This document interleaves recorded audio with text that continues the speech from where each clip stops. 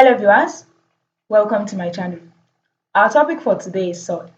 And looking at the screen, we have some concepts we need to know their definition before we move into the calculation aspect of this topic. The first one is a rational number. A rational number is a set of fractions or quotients of integers which can be expressed in the form p over q, where the denominator q is not equal to 0. So we have to take note of this. Whenever we want to have a rational number, the denominator cannot be equal to 0, where p and q are the integers. For example, we have 2 over 5, 3 over 7, and we know what integers are. Integers are numbers that can be negative or positive. So a rational number can also be minus 3 over 4, minus 7 over 10. So a rational number is the same as saying a fraction. Now, the next is an irrational number. An irrational number, which is the opposite of a rational number, is a real number that cannot be expressed in the form p over q. It cannot take the form p over q, that it cannot come in form of a fraction. It cannot be integers. So that's why we have that it is a real number. So example of these numbers are root 2, that's the square root of 2, square root of 3, exponential, pi, etc. So one thing I want us to take note of is an irrational numbers are numbers that actually appears as a recurring decimal. And what do we mean by recurring decimal? These are decimals that does not have an end. It actually continues. For example, the pi here, when we actually convert it to decimal, it is 3.14285714286, like continuously.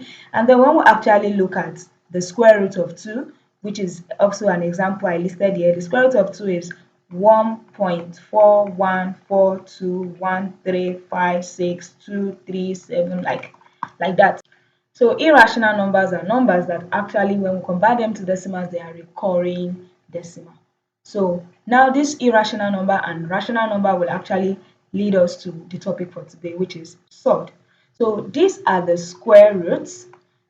These are the square root of numbers that cannot be simplified into a whole or rational number. So these are the square root of numbers that cannot be simplified into rational numbers. Let us use this. That cannot be simplified into rational numbers. And what are rational numbers? Set of integers that can actually come in form of fractions.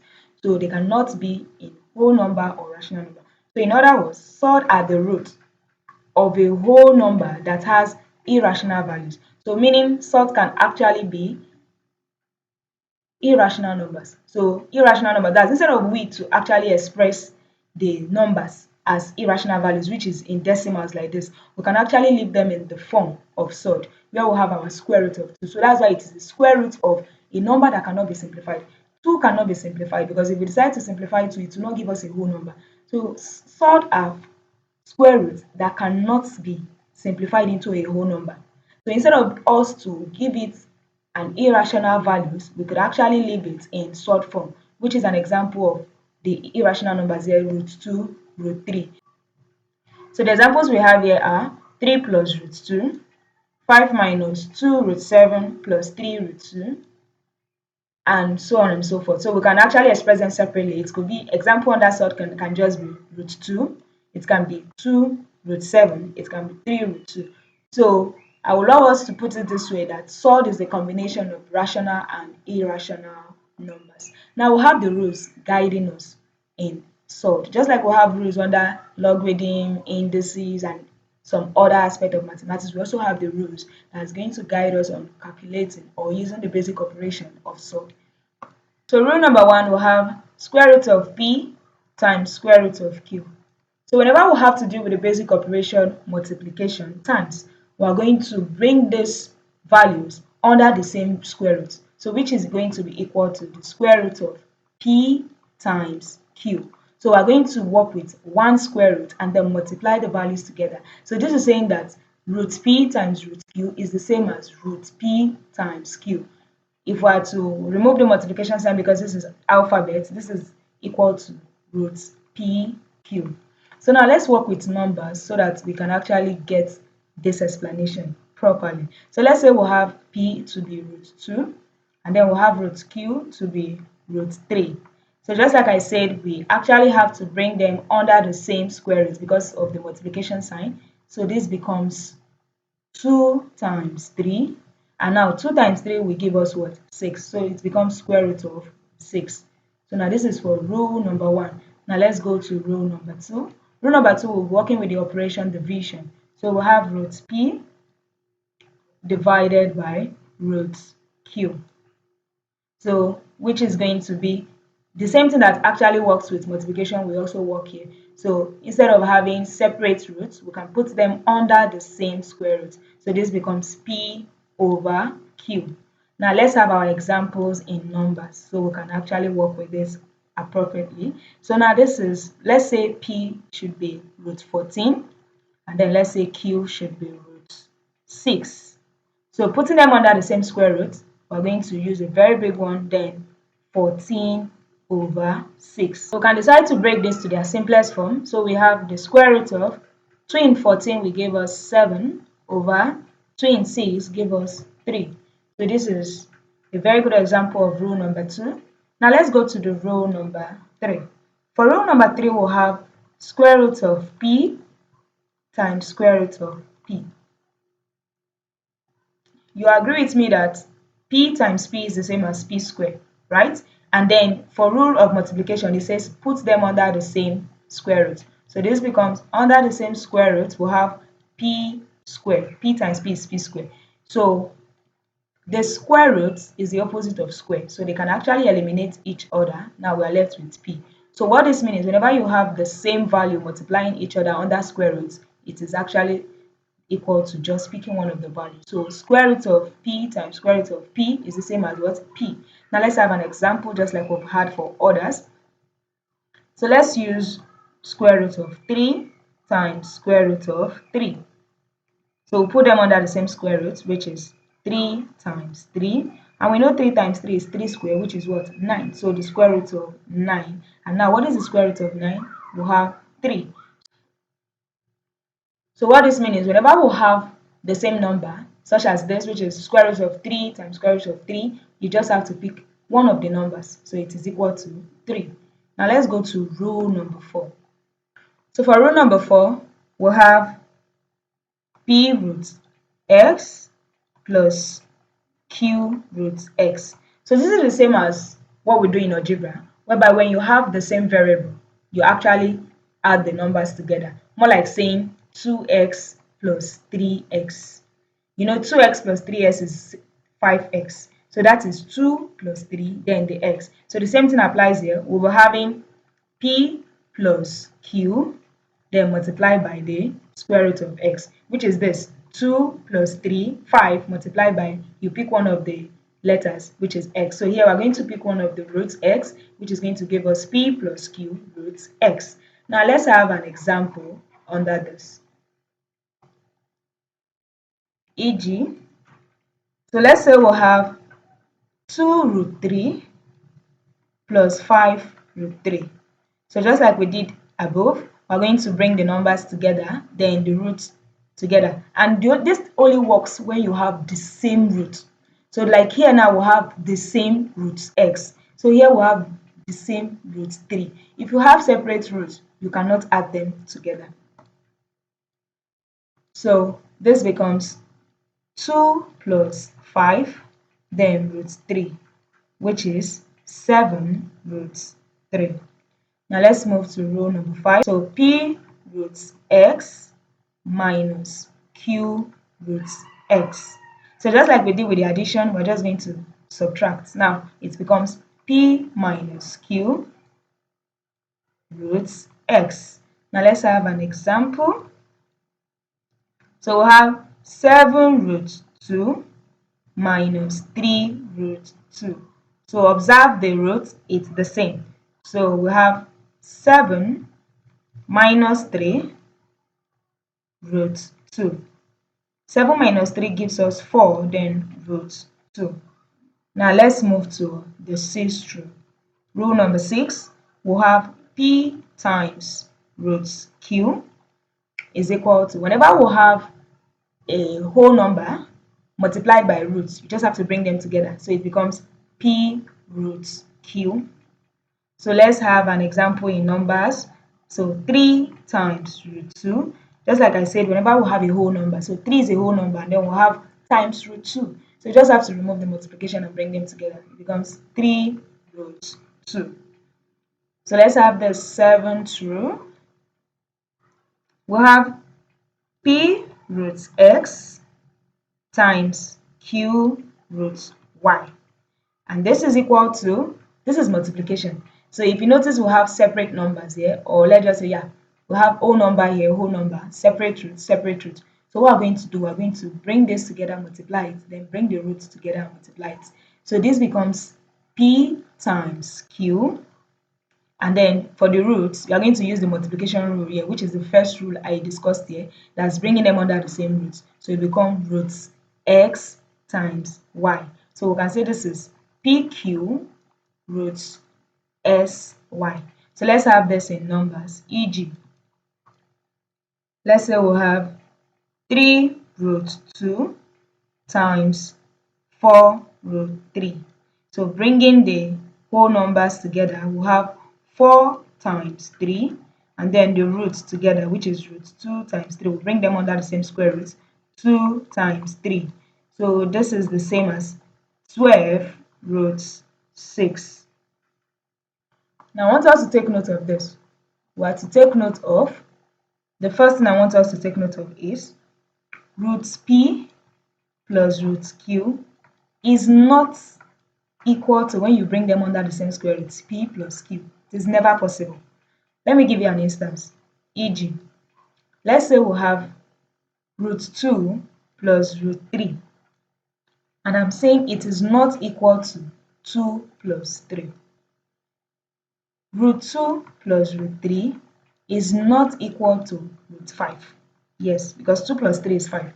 So for us to prove this and to show that it is actually correct is that root 2, when we actually use the calculator to find the square root of 2, we'll be getting 1.414 plus, when we look for root 3, we'll be getting 1.732. And I'm saying it is not equal to, when I look for root 5 gives us 2.236. Now, when I add these two decimals together, you can actually confirm that yourself. You'll see that adding these two together gives us 3.146, which is not equal to 2.236. So you see that this is actually valid. Root p plus root q is not equal to root p plus q. Now let's look at the second thing I want us to note is that root p minus root q is not equal to root p minus q. I will also use numbers to actually verify this. Let's say we'll have root 5 minus root 2. It is not equal to root 5 minus 2. So root 5 minus root 2 is not equal to, root 5 minus 2 gives us root 3.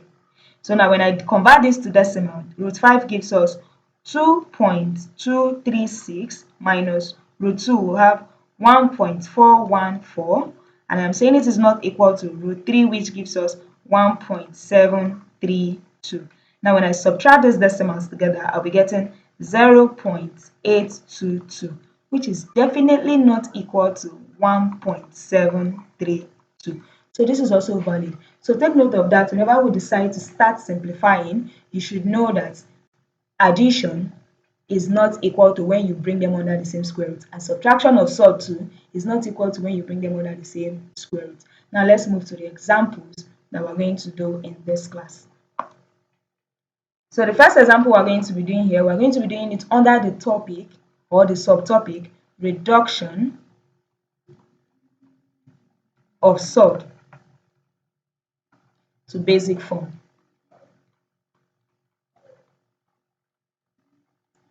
Reduction of surd to basic form.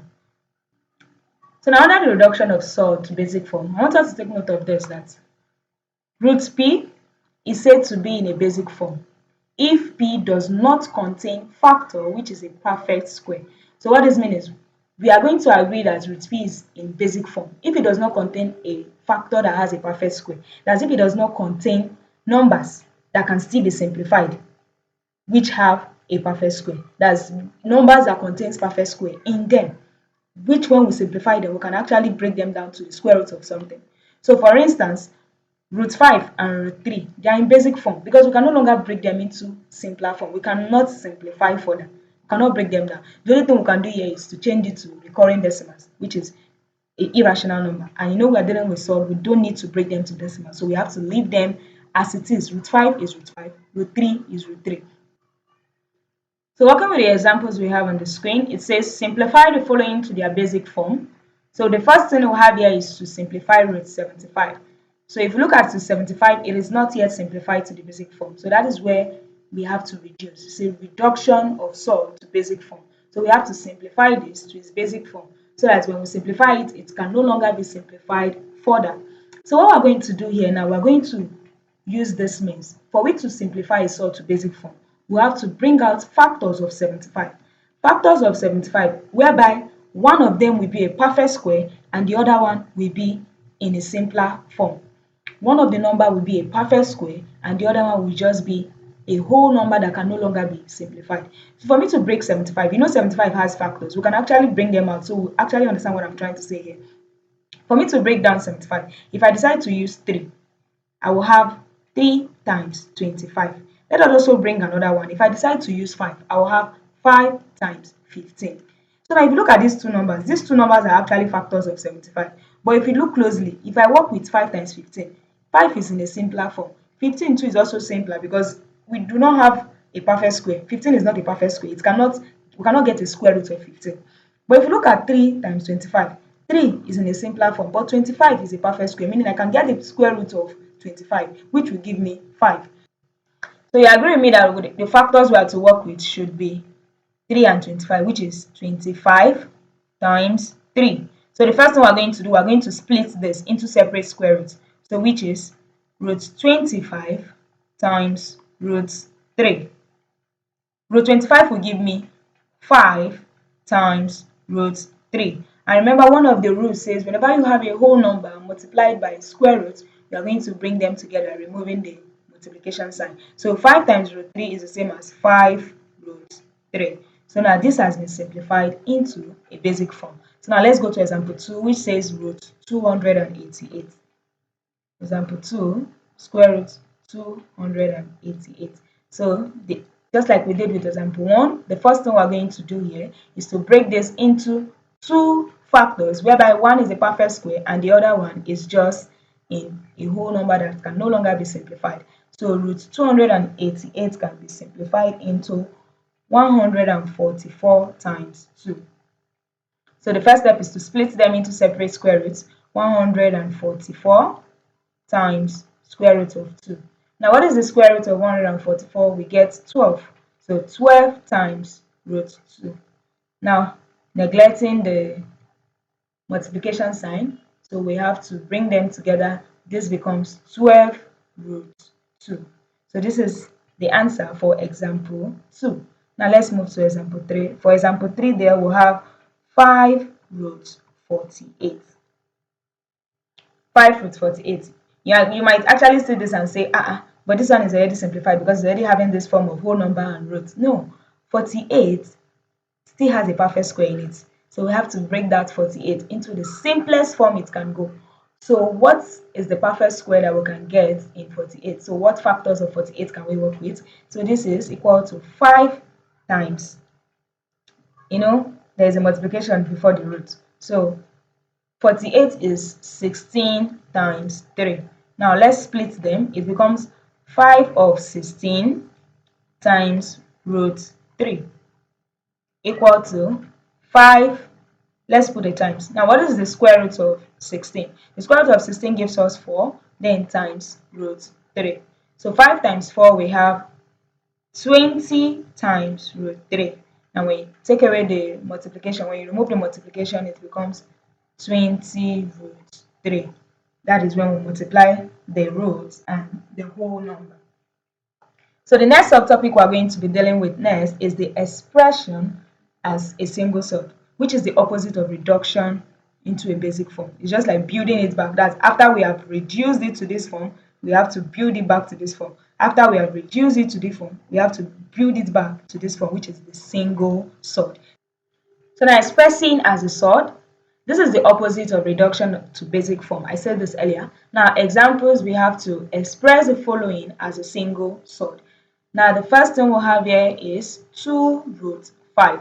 And how do we go about this? For it to express as a single surd, we have to look for the perfect square of this. We have to make it like take it back to a perfect square. You know, this is actually a square root we broke down. If you look at the example here, if you look at this, 144, we look for the square root, which gives us 12. So what we're going to do now, we have to take back that 12 to 144. And how do we do it? We have to square it and also put it back in a square root.